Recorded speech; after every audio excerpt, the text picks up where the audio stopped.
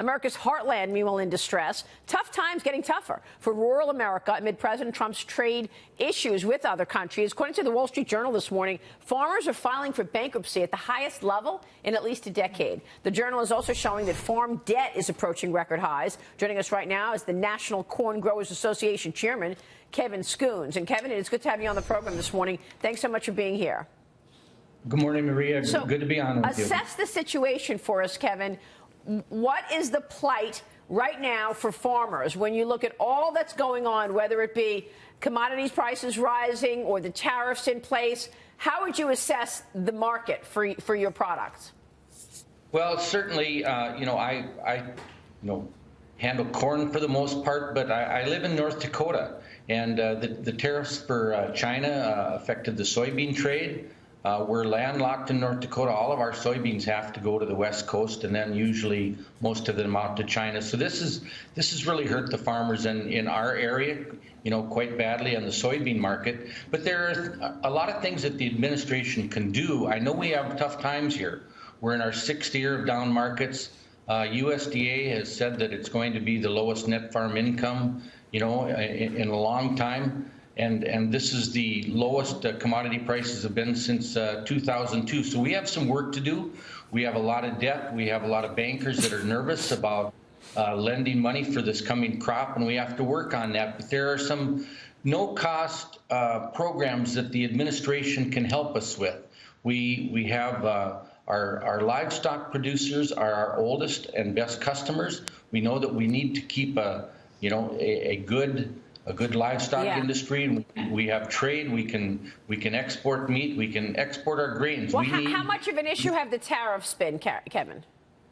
Well, so they have been an issue. We have the market facilitation program on soybeans, and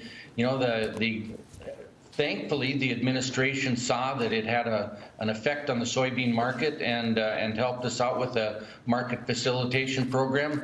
We're a little disappointed in the corn part of that program. The corn industry only got a penny. We did at National Corn, we did a study with the University of Illinois showing that in the same time period from early last spring until July that there was a 44-cent decrease in the price of corn. We shared that with USDA and with the Office of Management and Budget. But we know that the administration is trying to help. We know that China is a bad actor, and there are things that have to be done. But at National Corn Growers, we believe that tariffs are bad policy, and we'd like to see free trade. We can't say enough about the U.S.-Mexico-Canada agreement. We'd like to see that ratified sooner rather than later. Mexico is the #1 export market for U.S. corn. And I'm down here in Cartagena, Colombia today, working with the U.S. Grains Council, because Colombia, with our free trade agreement with Colombia, has become our 4th largest. Yeah, but Kevin, a lot of Democrats say they're not going to sign the USMCA until there are changes made. You're urging them to sign it and ratify this NAFTA 2.0 as soon as possible, given the importance of Mexico for your products. Oh, absolutely. Mexico and Canada both. They're both great markets for us. We have our ethanol made from corn. Canada is our #1 export market for ethanol. Like I said, Mexico is our #1 export market for corn.